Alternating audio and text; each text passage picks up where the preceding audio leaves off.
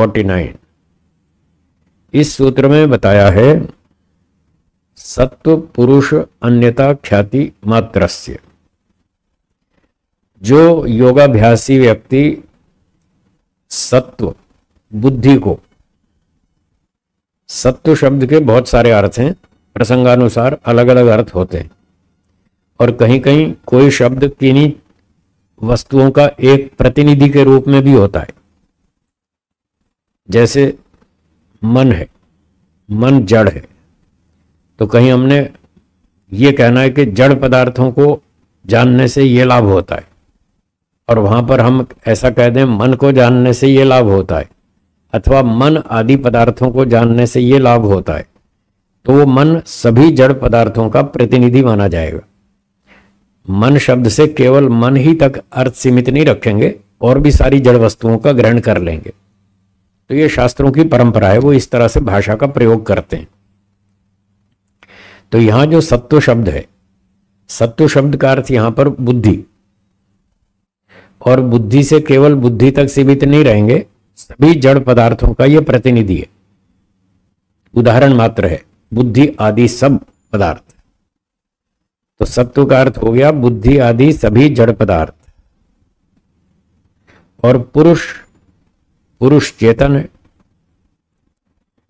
पुरुष नाम दो चीजों का है, आत्मा और ईश्वर, दोनों पुरुष हैं। आत्मा भी पुरुष है, ईश्वर भी पुरुष है। वेदों में, उपनिषदों में दोनों को पुरुष नाम से कहा जाता है। तो सत्व का अर्थ हो गया बुद्धि आदि सभी जड़ पदार्थ, और पुरुष का अर्थ हो गया जीव और ईश्वर। तो मोटे भाषा में तीनों का ग्रहण हो गया, ईश्वर जीव प्रकृति, तीनों का ग्रहण हो गया। सत्व शब्द तो प्रकृति और प्राकृतिक वस्तुओं का प्रतिनिधि हुआ, और पुरुष जीव और ईश्वर का। तो कह रहे हैं सत्व पुरुष अन्यता ख्याति। अन्यता ख्याति भिन्नत्व ज्ञान, अलग अलग समझना। अन्यता ख्याति क्या अर्थ बताया? अलग अलग समझना। आप दूध और दही को अलग अलग समझते हैं, हाँ या ना? और छाछ को भी दूध दही से थोड़ा अलग समझते हैं कि दही और छाछ में क्या अंतर है, वो भी समझते हैं। मक्खन भी समझते हैं, और घी को भी समझते हैं। ये सारी अलग अलग चीजें हैं। तो जैसे आप दूध, दही, छाछ, घी, मक्खन, मलाई है, रबड़ी, इन सबको अलग अलग समझते हैं, ऐसे ही बुद्धि आदि सारे जड़ पदार्थ और जीवात्मा और ईश्वर, इन तीनों को भी हम अलग अलग समझते हैं कि ये तो जड़ पदार्थ हैं। बुद्धि है, मन है, इंद्रियां हैं, पंचमहाभूत है, तन्मात्राएं हैं, प्रकृति है, ये सारे जड़ पदार्थ हैं। सबको हमने समझ लिया कि ये सारे जड़ पदार्थ हैं, इनकी विशेषताएं ऐसी ऐसी हैं। और आत्मा को भी समझ लिया, आत्मा इन जड़ पदार्थों से अलग चीज है। आत्मा में इच्छाएं हैं, हाँ या ना? क्या जड़ वस्तुओं में इच्छाएं हैं? तो आपने अलग अलग समझ लिया कि आत्मा में तो इच्छाएं हैं, वो कर्म भी करता है, फल भी भोगता है, सुखी दुखी भी होता है। और जो जड़ पदार्थ हैं, इनमें कोई इच्छा नहीं है, ना ये कर्म करते, ना सुखी होते, ना दुखी होते, इनमें कुछ नहीं है। ये तो मटेरियल है, कोई भी आके यूज कर ले, उपयोग कर ले, इसका लाभ ले ले। कार खड़ी है, कोई भी चला ले, चाहे मालिक हो या चोर हो। कार थोड़ी पहचानती है मेरा मालिक है, ये चोर है, तो जो भी चलाएगा चल देगी। तो जैसे कार जड़ वस्तु है, उसको कुछ पता नहीं चलता। आत्मा चेतन है, वो कर्म करता है, इच्छाएं करता है, अच्छे काम करता है, दुखी होता है, बुरे काम करता है, दुखी होता है, ऐसा आत्मा है। और ईश्वर को भी अलग समझ लिया, ईश्वर एक ही है, वो संसार को बनाता है, चलाता है, कर्मों का फल देता है, सबका न्यायकारी है, सबके अधिष्ठाता है, कर्मों का अध्यक्ष है, सारी दुनिया का, सबका राजा है, न्यायाधीश है, सर्वज्ञ है, सर्वशक्तिमान है। वो इन दोनों से अलग चीज है। ईश्वर एक ही है, आत्माएं असंख्य हैं, प्रकृति के परमाणु भी बहुत हैं, वो भी असंख्य हैं, वो भी जड़ हैं। तो जब व्यक्ति तीनों को अलग अलग जान लेता है तो ये हो गया सर्व सत्व पुरुष अन्यता ख्याति, दोनों तीनों पदार्थों को अलग अलग जानने वाला व्यक्ति। फिर मात्रस्य, जिसने ये तीनों को अलग अलग जान लिया हो वह व्यक्ति, उस व्यक्ति को दो सिद्धियां प्राप्त होती हैं, दो उपलब्धियां होती हैं।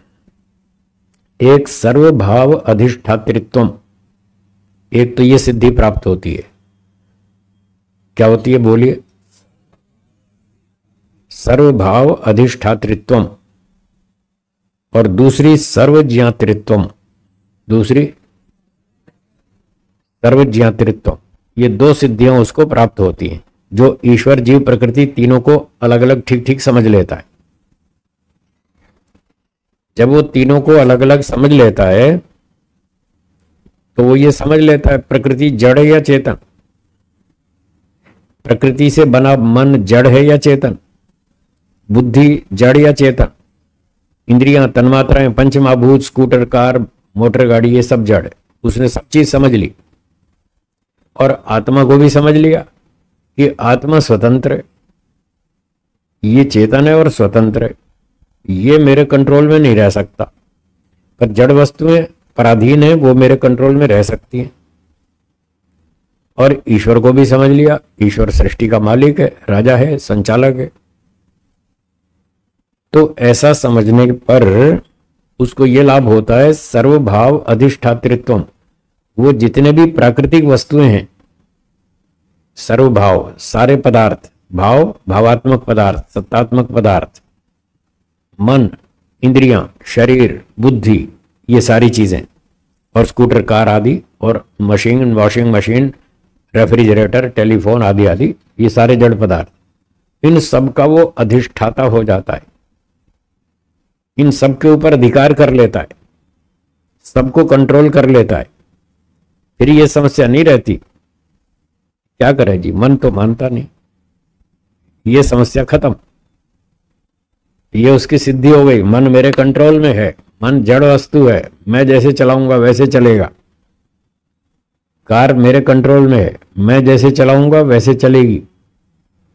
जैसे कार पर आपका कंट्रोल है, ऐसे मन पर पूरा कंट्रोल हो जाएगा, बुद्धि पर पूरा कंट्रोल हो जाएगा। जैसा निर्णय मैं लूंगा बुद्धि मेरा वैसे सहयोग करेगी, मन भी वैसे ही सहयोग करेगा जैसा मैं चाहूंगा। ये सब जड़ पदार्थ है मेरे कंट्रोल में, ये उसका पूरा नियंत्रण हो जाता है, ये सिद्धि है। इसको बोलते हैं सर्वभाव अधिष्ठातृत्व। तो उसके पास जितनी व्यक्तिगत ये चीजें हैं, मन, बुद्धि, इंद्रियां, शरीर, इन सब पे उसका पूरा कंट्रोल हो जाता है। सूर्य, पृथ्वी, चंद्रमा, तारों पर नहीं होता। हाँ, वो भी मटेरियल है, जड़ पदार्थ है, पर इसका वहां तक सामर्थ्य नहीं है। यहां तक सामर्थ्य है कि अपने साधनों पर उसका पूरा कंट्रोल हो जाता है, जो उसको ईश्वर ने दे रखे हैं अपना व्यवहार चलाने के लिए, काम करने के लिए, सुख दुख फल भोगने के लिए जो जो साधन दे रखे हैं उस पर वो पूरा कंट्रोल कर लेता है। तब उसकी ये शिकायत खत्म हो जाती है, दिल है कि मानता नहीं। सुना है ना गीत, दिल है कि मानता नहीं, फिर ये समस्या नहीं रहती। वो कहता है मेरा मन मेरे कंट्रोल में है, दिल और मन एक ही बात है, वो मेरे कंट्रोल में कैसे नहीं मानता। जैसे कार मेरे कंट्रोल में, मन भी मेरे कंट्रोल में, वो जब चाहे जैसा मोड़ लेता है मन को, बस यही उसकी कलाकारी है, और वो सदा सुखी रहता है। लोग दुखी परेशान इसीलिए तो है कि मन उनका मानता नहीं, मन उनके कंट्रोल में नहीं है। जो काम वो नहीं करना चाहते वो भी किए चले जा रहे हैं, क्योंकि उनका मन उनको घसीट रहा है। यद्यपि उनको है भ्रांति, मन कोई नहीं घसीट रहा, वो खुद ही घिसटे जा रहे हैं, खुद ही घिसटते जा रहे हैं मन के चक्कर में। मन को खुद ही तो चला रहे हैं, मन थोड़ी घसीट रहा है। उनकी स्थिति ऐसी है जैसे कोई नया नया कार चलाने वाला व्यक्ति, जो इसका अभी पूरा अभ्यास नहीं है, कंट्रोल नहीं है कार पर, बस गियर लगाना सीख लिया, एक्सीलेटर दबाना सीख लिया, ब्रेक भूल गया। ब्रेक कहां से लगती वो भूल गया। गियर लगाना तो सीख लिया, एक्सीलेटर दबाना भी सीख लिया, ब्रेक का पता नहीं। आया सामने स्पीड ब्रेकर, तो अब उसके साथी ने कहा ब्रेक मारो, स्पीड ब्रेकर है आगे। वो बेचारे को पता ही नहीं ब्रेक कहाँ है, वो और एक्सीलेटर दबा दिया। अब उसका क्या हाल होगा? कार उछलेगी। वो रोकना चाहता, रुकती नहीं। अब जो उसकी हालत है वही हालत सारी दुनिया की है। लोग मन को रोकना चाहते हैं, मन रुकता नहीं, क्योंकि ब्रेक लगानी आती नहीं मन को। मन की ब्रेक का पता ही नहीं, एक्सीलेटर दबाए जाते हैं और दबा देते हैं, फिर और तेज हो जाता है मन, फिर रात भर नींद नहीं आती, विचारों को रोक नहीं पाते, फिर 2-2 घंटे 3-3 घंटे जागते रहते हैं, नींद नहीं आती। इसलिए तो नहीं आती कि ब्रेक लगाना आता ही नहीं। पर जो इस तरह से मन को जानता है, जड़ समझता है, उसकी ब्रेक भी जानता है और ब्रेक लगा लेता है, वो फटाफट सो जाता है। 1-2 मिनट में फटाफट सो जाता है, उसको ब्रेक लगानी आती है। इसलिए वो मन हो, इंद्रियां हो, शरीर हो, कुछ भी हो, सबका राजा होता है। सर्वभाव अधिष्ठातृत्वम, ये सिद्धि उसको प्राप्त होती है। ठीक है, स्पष्ट हो रहा है ना? वो चाहेगा खाना तो खाएगा, नहीं चाहेगा नहीं खाएगा। कितनी भी अच्छी वस्तु हो, उसके लिए अनुकूल नहीं है, नहीं खाएगा। अनुकूल है तो जितनी आवश्यकता है उतनी खाएगा, ज्यादा नहीं खाएगा। उसका मन पर कंट्रोल है, रचना पर कंट्रोल है। अभी इन्होंने नाश्ता रख दिया मेरे सामने सुबह ही सुबह, गुरुजी खाओ, मैंने खा लिया, जितनी जरूरत थी उतना खा लिया। मैं थोड़ा ही खाता हूं, आपको सबको पता है। फिर कहते हैं गुरुजी कुछ खाते ही नहीं आप, क्या खाया, इतना थोड़ा खाया आपने? मैंने कहा मेरी खुराक इतनी है, तो जितनी आवश्यकता है उतनी खा लेता हूं। दुनिया में कोई भी भूखा नहीं रहता, ध्यान रखना। क्या बोला? कोई भूखा नहीं रहता। अगर खाना अवेलेबल है, मिलता है तो खूब खाता है। वो ज्यादा ही खाते हैं लोग, कम कोई नहीं खाता। और फिर ऊपर से और जबरदस्ती खिलाते हैं लोग दूसरे को, और खाओ जी, और खाओ जी। फिर ज्यादा खिला खिला के बीमार करते हैं। और वो व्यक्ति योगाभ्यासी, उसका मन उसके कंट्रोल में है, इंद्रियां उसके कंट्रोल में है, वो सबको ब्रेक लगा देता है। कहता है नहीं बस, और नहीं खा रहा। ज्यादा खाया तो परिणाम दुख, फिर बीमार पड़ेंगे। इसलिए वो कंट्रोल कर सकता है, बहुत आराम से कर सकता है। ये सर्वभाव अधिष्ठातृत्व नाम की सिद्धि है। तो ये तत्व ज्ञान से, वैराग्य से ये सिद्धि प्राप्त होती है। इसलिए ऐसा हमको प्रयास करना चाहिए। और दूसरी सिद्धि है सर्वज्ञातृत्वम च, वो सब कुछ जान लेता है, सर्वज्ञ हो जाता है जीवात्मा। अब ये सर्व शब्द का अर्थ क्या है, ये समझना है। ईश्वर के समान सर्वज्ञ नहीं होता। ईश्वर तो अनंत विद्या वाला है, अनंत पदार्थों को जानता है, सब पदार्थों को जानता है। कौन सी वस्तु कहाँ है, उसमें क्या गुण है, क्या विशेषताएं हैं, क्या करती है, क्या नहीं करती है, क्या हानि है, क्या लाभ है, ईश्वर तो सब जानता है। पर जीवात्मा का सर्वज्ञता का अर्थ ये नहीं है। जीवात्मा के सर्वज्ञता का मतलब यह है, जितने प्रकार के पदार्थ हैं, प्रकार के, वो सारी वैरायटी जानता है। बस हो गया सारा। आपने समुद्र का पानी लिया, एक घूंट, और पी लिया, आपको पता चल गया खारा है। तो क्या सारा समुद्र पिएंगे? एक घूंट से पता लग जाएगा समुद्र का पानी कैसा होता है। तो सारे का मतलब सारा प्रत्यक्ष नहीं करना। एक घूंट पी लिया, उसका प्रत्यक्ष हो गया, बाकी का अनुमान कर लिया, अब आ गया समझ में समुद्र। नदी का पानी पियो, उसका पता चल जाता है। एक घूंट कुएं का पानी पियो, उसका पता चल जाता है पानी मीठा है, खारा है, कैसा है। तो जैसे पूरा समुद्र नहीं पीना पड़ता, एक घूंट से उसका पानी टेस्ट पता चल जाता है, ऐसे ही जितने प्रकार की वस्तुएं हैं वो सारी समझ में आ जाती हैं। तो कितने प्रकार की हैं वो सांख्य दर्शन में महर्षि कपिल जी ने बता ही रखा है। कुल मिला के 26 वस्तुएं हैं। कितनी? 26। सूत्र में तो 25 लिखा है, पंचविंशतिर्गण, और 25वां जो पुरुष है उसकी 2 वैरायटी है, इसलिए 26 हो जाते हैं। और 24 जड़ पदार्थ हैं, 2 चेतन है, बस 26 पदार्थ वो जान लेता है, सर्वज्ञ हो गया। एक प्रकृति है जिसमें 3 तरह के पार्टिकल्स हैं, सत्व, रज और तम। पहली वस्तु प्रकृति है जिसमें 3 पार्टिकल्स हैं, सत्व, रज और तम। इसकी संख्या 1 हो गई, प्रकृति 1। फिर ईश्वर ने उससे रचना शुरू की। प्रकृति तो अनादि है, नित्य है, उससे पर रचना शुरू की। पहली वस्तु बनाई महत्तत्व, बुद्धि। फिर दूसरी वस्तु बनाई अहंकार। फिर अहंकार के बाद 16 चीजें बनाई। एक मन, 5 ज्ञानेंद्रियां, 5 कर्मेंद्रियां, 5 तन्मात्राएं। ठीक है, दोहरा लेंगे। प्रकृति के बाद क्या बनाया? पहला महतत्व, महतत्व के बाद अहंकार, अहंकार के बाद 16 चीजें। कौन कौन सी? हाँ, एक मन, 5 ज्ञानेंद्रियां, 5 कर्मेंद्रियां, 5 तन्मात्राएं, 16 ये हो गई, और 2 हो गई अहंकार और बुद्धि। 16 और 2 18। इन 18 का नाम है सूक्ष्म शरीर।